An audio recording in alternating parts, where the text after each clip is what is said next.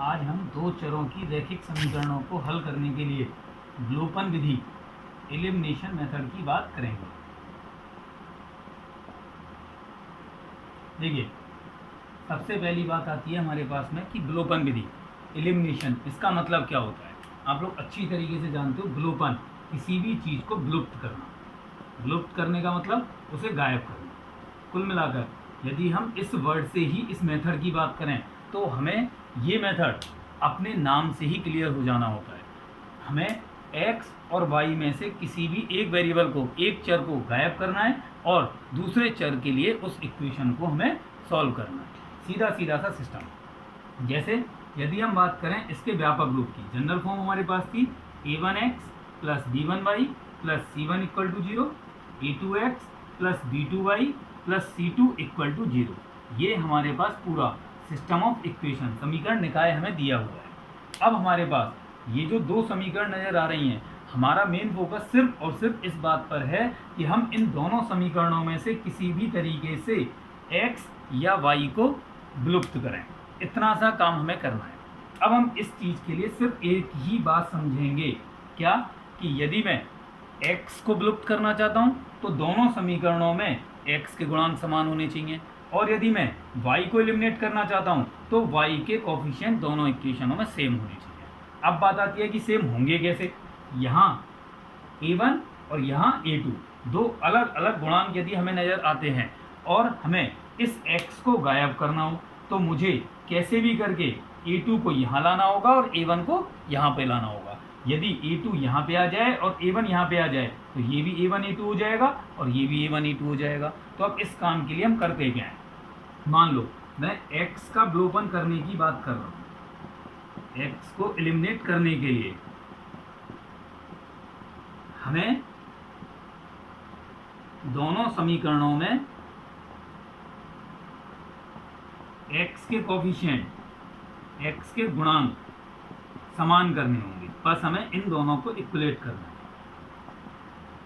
इसको करने के लिए इस इक्वेशन में जो x का गुणांक है उसका गुणा इस समीकरण में कर दो, और इस इक्वेशन में जो x का गुणांक है उसका गुणा इस समीकरण में कर दो। यदि मैं इस पूरी समीकरण में a2 से गुणा कर दूं और इस पूरी समीकरण में a1 से गुणा कर दूं तो हमारे पास इस वाली समीकरण में भी x का गुणांक a1 a2 हो जाएगा और इस वाली इक्वेशन में भी x का कोफिशिएंट a1 a2 हमारे पास हो जाएगा। तो इसके लिए हमने क्या किया,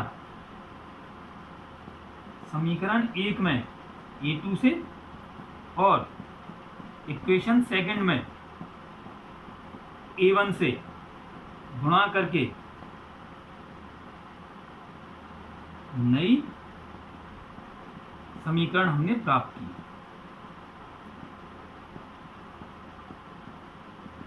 तो क्या मिलेगा मुझे, मैं इस पूरी समीकरण में a2 से गुणांक करता हूँ, a1 a2 x plus a2 b1 y plus c1 a2 equal to 0। इस वाली पूरी समीकरण में मुझे a1 से गुणा करना था, तो कीजिए a1 a2 x plus a1 b2 y plus a1 c2 equal to 0। अब मैंने एक चीज़ तो देख ली कि दोनों इक्वेशनों में x का गुणांक, x का कोफिशिएंट हमारे पास समान आया। अब बात आती है कि यदि इन दोनों के चिन्ह, साइन सेम होते हैं तो मैं इस समीकरण में से इस समीकरण को घटा दूं तो x कैंसिल होगा, और यदि इन दोनों के चिन्ह अलग अलग होते हमारे पास, अलग अलग होने की स्थिति में हम इन दोनों इक्वेशनों को जोड़ देते, ऐड करने पर x हमारे पास गायब हो जाता। अब यहाँ पर हम देख रहे हैं कि दोनों के चिन्ह समान थे हमारे पास, तो हम इसको घटा देते हैं। जब मैं इस समीकरण में से इस समीकरण को घटाऊंगा तो घटाने पर मुझे इस पूरी समीकरण के बाहर माइनस लगाना होगा।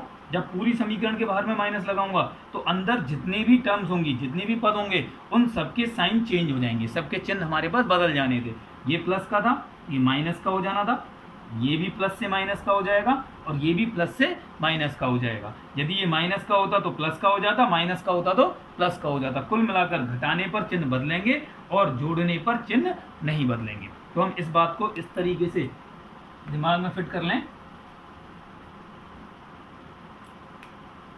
गुणांक कोफिशिएंट समान बनाने के बाद दो स्थितियां होंगी। यदि चिन्ह समान है तो घटाई जाएगी समीकरण, और यदि चिन्ह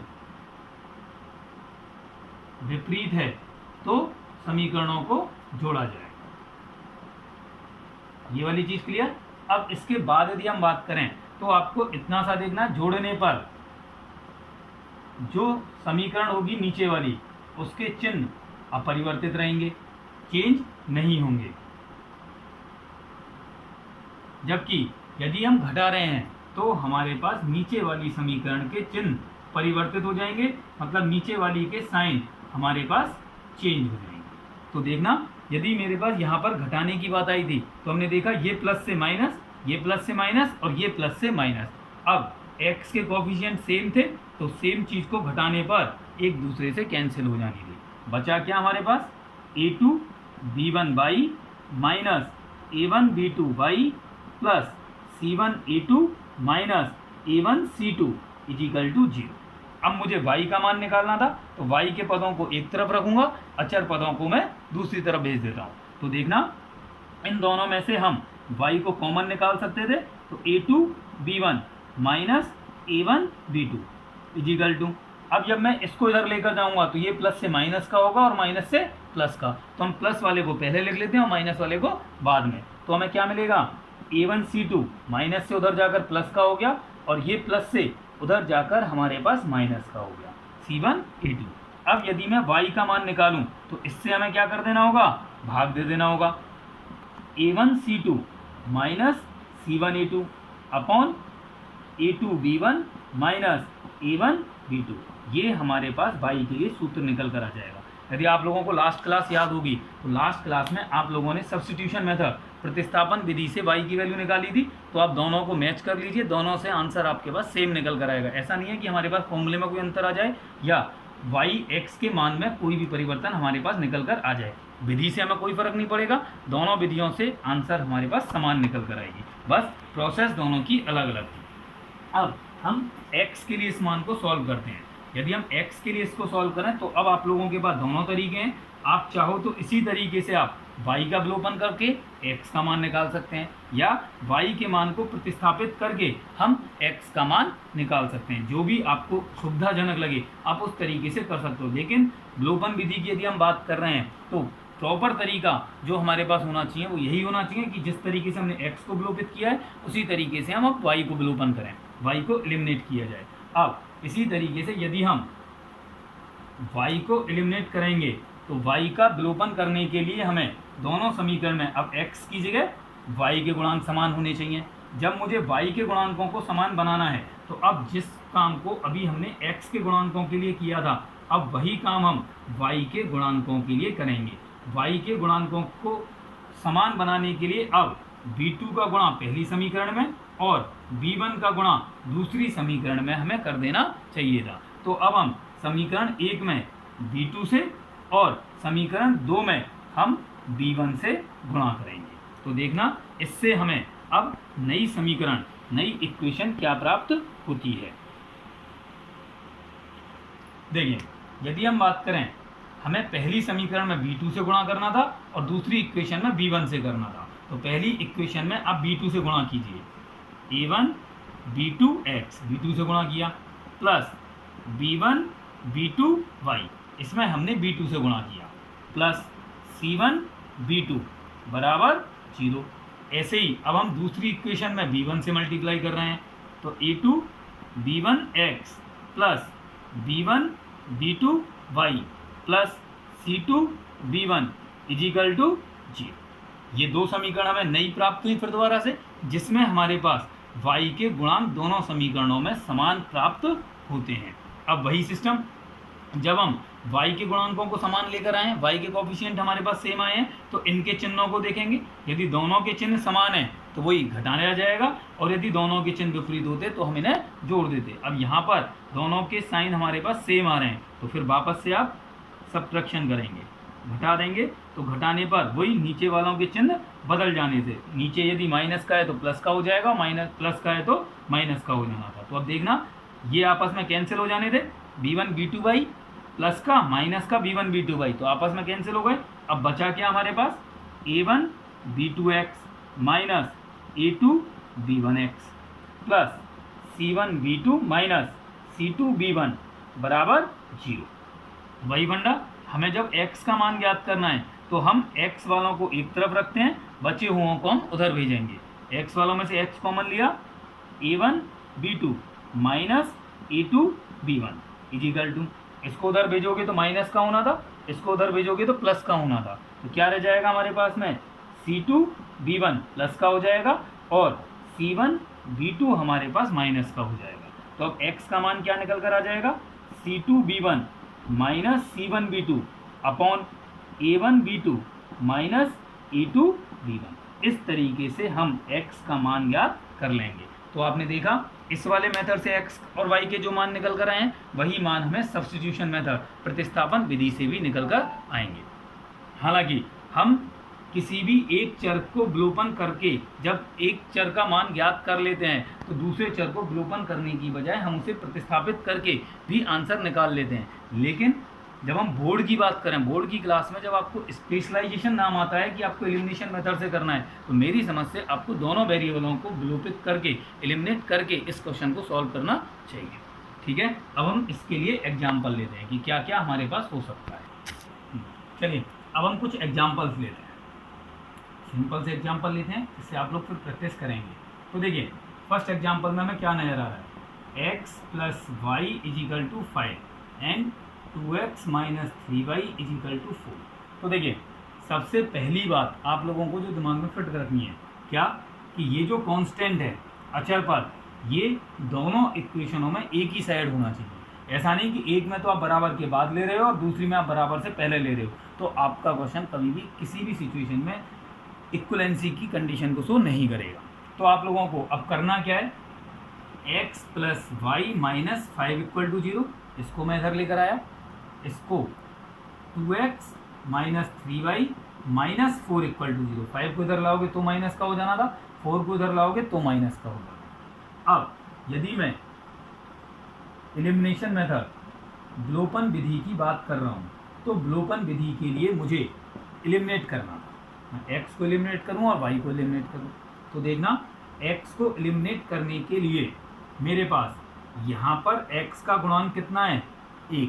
क्यों, क्योंकि कोई भी गुणांक नहीं है। जब किसी भी वेरिएबल में किसी भी नंबर से मल्टीप्लाई नहीं होता है, गुणा नहीं होता है, तो हम उसका गुणांक हमेशा कितना लेकर चलेंगे, 1 लेकर चलेंगे। तो अब मैं इस वाली समीकरण में तो 2 से गुणा कर दूं और नीचे वाली समीकरण में मैं 1 से गुणा कर दूं। तो हमने क्या किया, समीकरण 1 में 2 से व समीकरण 2 में 1 से गुणा कर लें। देखना जैसे आप मल्टीप्लाई करोगे तो पहली इक्वेशन क्या बनेगी हमारे पास में, इसमें आपको 2 से गुणा करना था, 1 में 2 से गुणा किया 2, प्लस इसमें 2 से गुणा करोगे 2y माइनस इसमें 2 से गुणा करोगे 10 बराबर 0। ऐसे ही इसमें आपको 1 से गुणा करना था, मतलब आपको किसी भी चीज़ से गुणा नहीं करना, तो एज इट इज आप इस पूरी इक्वेशन को नोट कर दोगे। तो 2x minus 3y minus 4 is equal to 0, ये मैंने x को विलोपित करने के लिए किया, x को एलिमिनेट करने के लिए अभी मैंने ये काम किया। तो अब देखना यदि हम इस चीज़ की बात करते हैं तो मैंने आप लोगों को बताया था जिसका गुणांक, जिसका कोफिशिएंट हमारे पास समान हो जाता है, हम उसके चिन्ह को देखेंगे। तो यहाँ पे भी 2 प्लस का था, यहाँ पे भी 2 प्लस का है। जब दोनों के चिन्ह समान हैं तो हम घटा देंगे, सब्ट्रैक्ट करेंगे। जब हम घटाने की बात करें तो नीचे वालों के चिन्ह बदल जाते हैं। ये प्लस का था तो प्लस से हो जाना था माइनस का, ये माइनस का था तो माइनस से बदल कर हो जाएगा प्लस का, ये माइनस का था तो माइनस से बदल कर हो गया हमारे पास प्लस का। अब 2x प्लस का 2x माइनस का, ये आपस में कैंसिल हो जाने थे हमारे पास में, 2y प्लस के और अब 3y माइनस के ना होकर प्लस के 3y हो चुके हैं। तो 2y प्लस 3y कितना हो जाना था 5y, माइनस का 10 और प्लस के 6 प्लस के 4। जब हमारे पास दोनों के चिन्ह अलग अलग होते हैं तो घटाया जाएगा, तो 10 में से 4 घटाओगे कितना बचेगा 6, लेकिन जो बड़ा चिन्ह होगा वही हमारे पास बचकर आना था। तो -10 प्लस 4 करने पर हमारे पास कितना होना था माइनस के 6 बराबर 0। अब मुझे y का मान निकालना था, तो 5y को मैंने एक तरफ किया 6 को दूसरी तरफ, तो y बराबर कितना आया हमारे पास में 6/5, क्योंकि 5 गुणा में था, इधर भेजोगे तो किस में चला जाएगा, भाग में।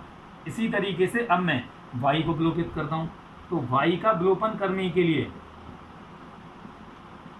y को एलिमिनेट करने के लिए हमें क्या करना होगा, देखिए y में ऊपर y का गुणांक 1, नीचे y का गुणांक 3, तो पहली समीकरण में तो मैं 3 से गुणा करूंगा और दूसरी समीकरण में मैं 1 से गुणा करूंगा। तो समीकरण 1 में 3 से व समीकरण 2 में 1 से मल्टीप्लाई करने पर, गुणा करने पर, तो देखना नई समीकरण में क्या मिलेगी। पहली समीकरण में, पहली इक्वेशन में मुझे 3 से गुणा करना था, तो 1 में 3 से गुणा करोगे 3x प्लस y में, इसमें भी 1 था, जब किसी भी चीज़ से गुणा नहीं था तो इसमें भी क्या कंसीडर किया जाना था, 1 में 3 से गुणा करोगे तो कितना बचा 3y, माइनस 3 से गुणा किया 5 में तो 15 बराबर 0। इसमें हमें 1 से गुणा करना था, मतलब किसी भी चीज़ से गुणा नहीं करना, तो ये समीकरण भी एज इट इज हमारे पास आ जानी थी। तो 2x minus 3y minus 4 is equal to 0। अब देखिए हमने गुणांक बराबर किसके किए हैं, कोफिशिएंट y के। जब हम y के कोफिशिएंटों को इक्वल कर रहे हैं तो हमें चिन्ह भी, साइन भी इन्हीं का देखना था। इसमें ऊपर प्लस का 3y था, नीचे माइनस का 3y था, मतलब मुझे अब घटाने की बजाय क्या करना था, जोड़ना था। जब हमारे पास चिन्ह अलग अलग होते हैं तो हम इन्हें क्या करते हैं, ऐड कर देते हैं। तो देखना ऐड करने पर नीचे वालों के चिन्ह नहीं बदलते हैं, तो ये प्लस प्लस ही रहेगा, माइनस माइनस ही रहेगा और माइनस माइनस ही रहेगा। तो 3x प्लस 2x, ये हमारे पास आ जाना था 5x। इस 3y प्लस से 3y माइनस का कर जाना था, माइनस के 15 माइनस के 4, जब दोनों के चिन्ह बराबर हैं, सेम है, तो जुड़ जाने थे। तो 15 और 4 कितने होने थे, 19, दोनों ही माइनस के थे, तो चिन्ह किसका आना था, माइनस का। अब मुझे x का मान निकालना था, तो 5x बराबर 19, तो x बराबर कितना आया हमारे पास में 19/5, और यही हमारे पास इन दोनों समीकरण के संतुष्ट किए जाने वाले x और y के मान निकल कर आते हैं।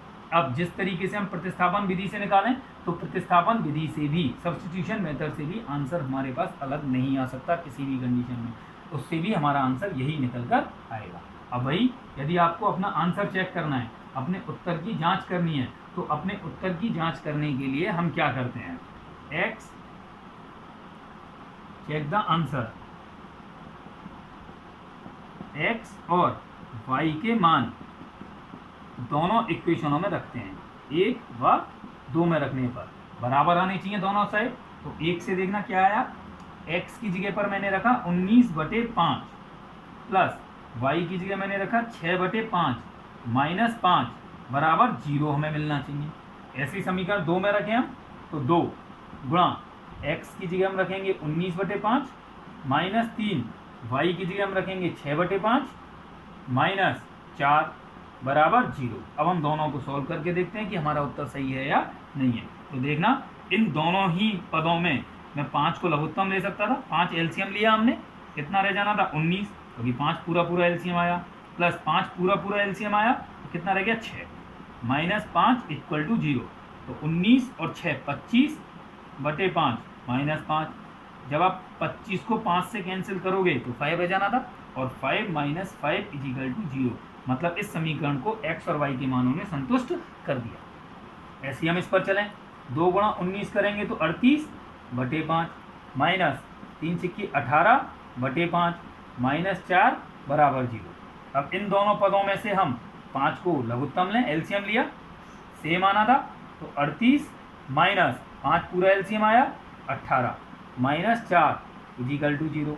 38 में से 18 घटाओगे 20/5 माइनस 4 इक्वल टू 0। 5 से 20 को काटोगे तो 4, 4 माइनस 4 बराबर 0। इस समीकरण को भी x और y के मान ने संतुष्ट कर दिया। इसका मतलब हमने जो निकाला है वो उत्तर हमारा सही है। चलिए एक और एग्जाम्पल देखते हैं। चलिए नेक्स्ट एग्जाम्पल देखते हैं। 3x plus 4y equal to 10 and 2x minus 2y equal to 2। भाई सबसे पहला जो हमारे पास कंक्लूजन था वो यही था कि कांस्टेंट एक ही साइड होनी चाहिए। अब की बार पिछले एग्जाम्पल में मैंने दोनों को लेफ्ट में लाकर क्वेश्चन सॉल्व किया, इस बार मैं दोनों को राइट में रखकर ही क्वेश्चन को सॉल्व करते हैं, क्योंकि अंतर कहीं नहीं आना हमारे पास, ना प्रोसेस में ना मेथड में। तो देखना 3x + 4y = 10, 2x - 2y = 2। अब यदि हम इन दोनों इक्वेशनों को सॉल्व करने की बात करें तो हम क्या कर सकते हैं? देखिए, यदि मैं x का विलोपन करता हूं तो x का विलोपन करने के लिए मुझे 2 का गुणा इस समीकरण में करना है और 3 का गुणा मुझे इस समीकरण में करना है। अब बेसिकली जो मैंने आपको प्रोसेस समझाई कि हमें दोनों का विलोपन करना चाहिए, लेकिन हमारे पास टाइम की भी शॉर्टेज हो सकती है और किसी बंदे को वो लंबा लेंथ की भी प्रॉब्लम हमारे पास हो सकती है, क्यों ज़्यादा हमने खींच दिया तो बोर्ड में हम ज़्यादा खींच भी नहीं सकते किसी भी तरीके से क्वेश्चन को। तो हम क्या करेंगे कि केवल एक ही चर को तो विलोपित करेंगे, एक को एलिमिनेट करेंगे और दूसरे को बजाय एलिमिनेशन से करने के उस मान को रखकर उसका मान ज्ञात करेंगे। तो इस वाले में हम वही मेथड की बात करते हैं, ठीक है, कि एक को हम एलिमिनेट करते हैं और दूसरे को हम प्रतिस्थापित करके मान ज्ञात करेंगे। लेकिन अब बात आती है, जब मैं सिर्फ एक को ही विलोपित करना चाहता हूं तो मेरे पास दोनों ऑप्शन है, मैं x को भी एलिमिनेट कर सकता हूं और y को भी एलिमिनेट कर सकता हूं। तो देखिए, यदि मैं x को एलिमिनेट करता हूं, तरीका इसमें 2 से गुणा किया जाए और इसमें 3 से गुणा किया जाए, दोनों समान हो जाने दे। यदि मैं y को एलिमिनेट करता हूं तो इसका कोएफिशिएंट 2, तो इसमें 2 से गुणा किया जाए और इसका कोएफिशिएंट 4, इसमें 4 से गुणा किया जाए। लेकिन जब हमें प्रैक्टिस हो जाएगी, 1-2 क्वेश्चन हम कर लेंगे तो हमें एक चीज़ और समझ में आएगी। हम बजाय इस तरीके से करने के, कैलकुलेशन को बजाय बढ़ाकर करने के, यहाँ पर हमारे पास 4 था, हमारा मेन मोटो क्या है? दोनों गुणांकों को समान बनाना। हम देख रहे हैं यहाँ पे 4 है, इससे बड़ा है, तो क्या ऐसा कोई है जिसका इससे गुणा करने पर सेम अंक हमें मिल जाए? तो हमें इसका इससे और इसका इससे करने से आज़ादी मिल जाएगी, मतलब इतना बड़ा नहीं करना पड़ेगा, थोड़ी सी कैलकुलेशन हमारे पर आसान हो जाएगी। तो देखना, हम 2 में गुणा करके देखते हैं कि 4 तक पहुंचा जा सकता है क्या। तो 2 में 1 से गुणा करने पर कोई फायदा नहीं हो, 2 में 2 से गुणा करने पर हमारे पास 4 आ जाता है।